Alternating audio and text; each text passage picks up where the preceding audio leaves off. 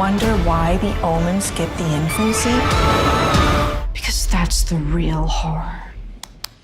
All right. Well, I am Grant from Screen Rant. I am so excited to chat with you all. I've been a huge fan of this show since the jump to Paramount Plus, and season 4 just continues to be incredible.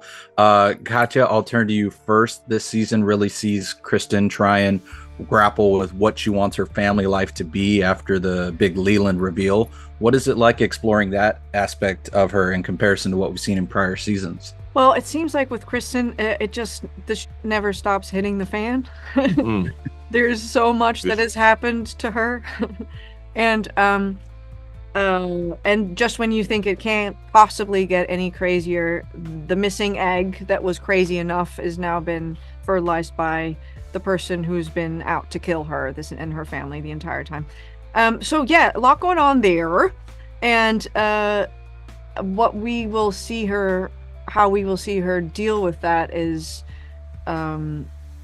trying to take care of her daughters in the best way she can, and trying to keep this other baby, let that be something that she doesn't think about until she has to think about it. And then, Mike, I'll turn to you next. David goes through quite the big revelation with the organization returning. I'm blanking on their actual name. Yeah. The entity. There you go. Yes, with them returning and him having a very big part in their future. What is it like, getting back into that fold and working alongside?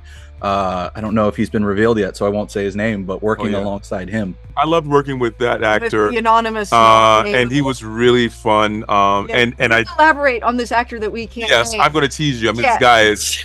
When you hear who he is, you're going to be like, man, that's great. Yeah. He was so good, and honestly, so well prepared. I'd seen his work for years, and I think I told Katya about I this. was making a joke. Don't elaborate. No, I know, but I don't know who it is. Sure, but I do want to talk about this guy.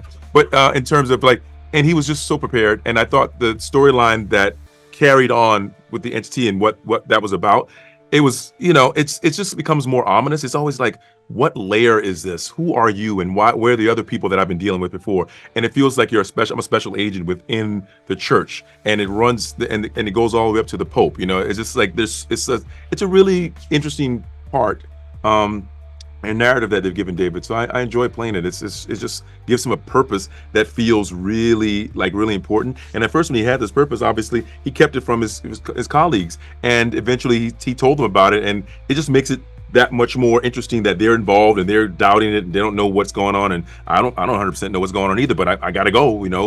I got something to do, and you guys got to come with me. It's cool. It is a really interesting arc, seeing the way it's played out. I'm curious to see how it unfolds in the final episodes coming up. Aasif, I'll turn to you next. I love that Ben has sort of been confronted with a lot where he questions his own skepticism in a lot of these things, and this season in particular pits him against something that really has to test his ideas and his beliefs. What is it like getting to play that side of him in comparison to the more skeptic side of him? Well, I like the season because Ben is shaken in a really fun way. Like you said, his skepticism is really challenged, his certainty is challenged, and for so long I often play Ben as very sort of stuck to the ground and planted in the earth. He's a very earthbound character, and this season he gets to sort of get thrown around by by all these things that he can't explain, and so he's had things that he can't explain before, and he's been able to let it go. In this instance, because it's happening to him physically, and there's a physical thing, a medical thing that's happening to him, he can't let it go because he's dealing with it on a personal, physical level. And so the paranormal, supernatural element of it stays with him. It's inside either his head or his body. You know what I mean? So he has to live with it night and day. And that is fun. And that's what's different about this season than I think previous seasons of his being challenged. He's challenged 24/7 on this one, and so that really starts to make him go crazy, as it would for anybody if you were seeing demons all the time. especially if you didn't believe it. I mean, we saw plenty of it with George in season 1 for Kristen, so it totally So there will you make go. someone go crazy. I see I'm almost out of time, so before I let you all go, I know we can't get into story specifics, but did you have a favorite case from the first 4 episodes of this season? For me, it was the pigs. Just because I got to play with a demon pig. Yeah, and I like that storyline a lot because it ties into, you know, the evil of something very real that is animal agriculture and the effects on our climate. And what we see in that episode is that pigs are very, very kind, intelligent beings, but they're being fed their own species, the refeeding, and that is making them insane. And that is an actual thing that happens in our animal agriculture that, you know, we could consider that being evil and that it should stop. So I love it when our show ties into some really real world problems that we're dealing with right now, and makes an entertaining story out of that. And then Mike, how about for yourself?